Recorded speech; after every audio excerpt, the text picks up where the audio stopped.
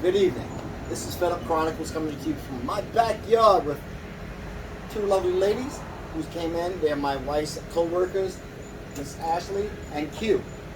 Please introduce yourself, ladies. Tell us a little something about yourself. This is Fed Up Chronicles, and we're going to be talking some really hardcore stuff, but we want to know who you are.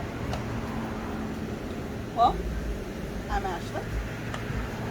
I'm here for, not an activist, but I will speak out if necessary. This is my lovely other half. And that's just about it. I got Q. Definitely not an activist, but I speak my mind. Absolutely. As And you at the should. end of the day, the truth is the truth. And I believe it sets you free. So regardless of how many feathers it ruffles, I'm going to speak my piece on it. Good. And that's how I feel about it. That's why I wanted you on this show tonight, because it's time that people heard the truth. We were just speaking a moment ago. We didn't get it on camera, unfortunately, but let's be realistic. BLM, Black Lives Matter, it started out as a wonderful idea. People came together, the people who created this entity. It was a wonderful idea. But then I think it got too big, too fast, too much money. Too many big corporations stuck their hand in the cookie jar. And when that happens, we have a tendency of forgetting what really matters. If you guys remember, let's go back, civil rights, Martin, Malcolm, when they marched and when they went out there was no such thing as big corporation reaching in to tell these guys, oh here, put Nabisco on the back of your sign and show people that we support you. It wasn't all about that. They didn't want that, though. They knew they had a demand, and they didn't stop until the demand was met. Well, I think they used our culture, our skin, our struggles to monopolize on, yet again, like a new age slavery almost. Well, what I think it came to me is that at the end of the day, Malcolm and Martin weren't interested in big name corporations. They had a focus. They had an idea. They were not just on one thing. It was levels. You know what I mean? We got to start here, and then when we gain that, we can make this a bigger picture. Right. And get here, whether it be voting rights, whether it be women rights, whether it be, human rights. At the end of the day. I think that's where they were in that. And it wasn't about Nike or Adidas or Nabisco or NFL, or MLB. NFL or those kind of things, because at the end of the day, that was money, but that wasn't what they were after. We kind of had our own factories. Exactly. And we had enough people that were willing to, put, cook in the kitchen to feed us and house us. Open their homes and house us. Open our homes. You know what I mean? When Martin and Malcolm traveled, they stayed with friends of the family. You know what I mean? Or church members. And they weren't rally looking members. for handouts or anything like that. It was just, you know what? Malcolm comes to town. He gonna need somewhere safe to stay, so I can open my front door. And I got a kitchen. I got a bathroom. His family, as they say, it's not like where staying in the hotel. Our neighbors, guys, sorry. and they'll come up missing, you know what I mean? Right, exactly. So, you had a little bit more of a circle where you had these people that could be, your backbone. And when you went into this town, you had somebody. When you went into that town, you had somebody. They didn't need Nabisco and Nike to furnish their hotel bill and their car bill and all that kind of stuff, because they had the people. Wait. No one bought these guys a mansion? Of course, they probably tried. Who wouldn't say that money didn't talk back then? But they had a focus and they stayed true to that. My thing was, and I hold very true and very dear to this. I feel like Black Lives Matter. The biggest problem was they grew too big too fast. They allowed big business to come in. We had, if you guys remember last year when George Floyd got killed, Black Lives stepped in. They did a wonderful job. They brung justice and got this police officer locked up and now jailed. Right. They got justice. The biggest problem was once they got that, they didn't know what else.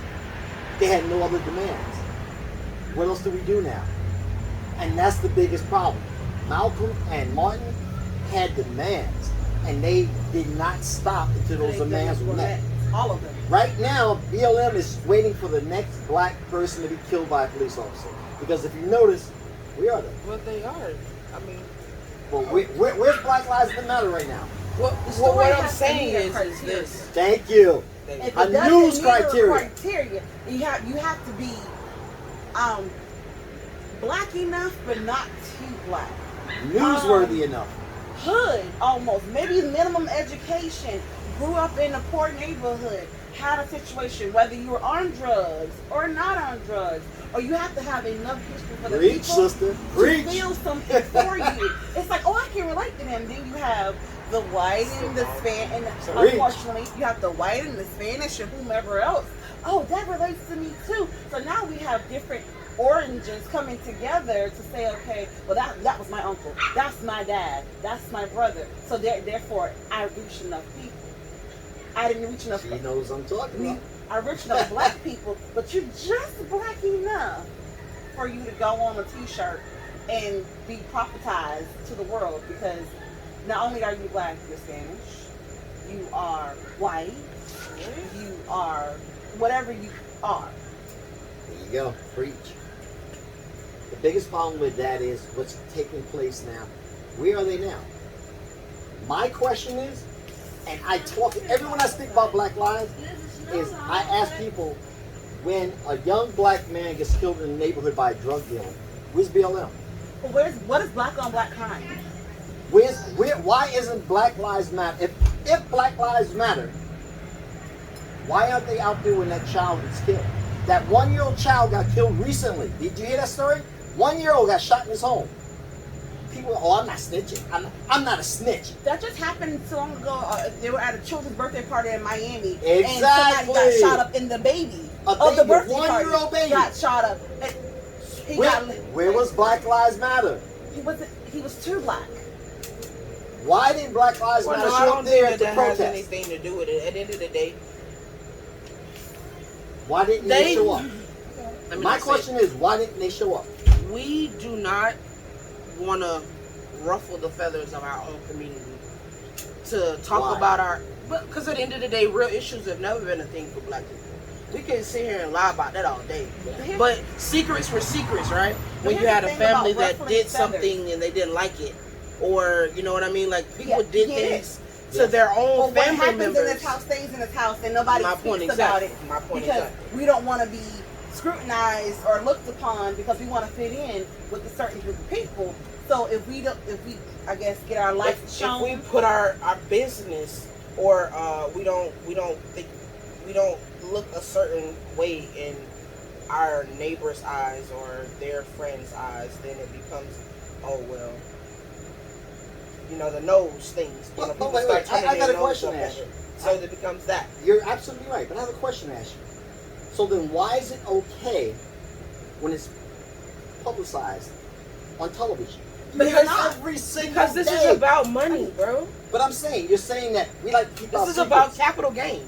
So Black Lives Matter. This is about capital gain. exactly. Because at the end of the day, That's why they're not coming in the community Right. when shit hits the when shit hits the fan. This is not census. We can talk shit. Yeah. You guys need to talk shit, talk shit.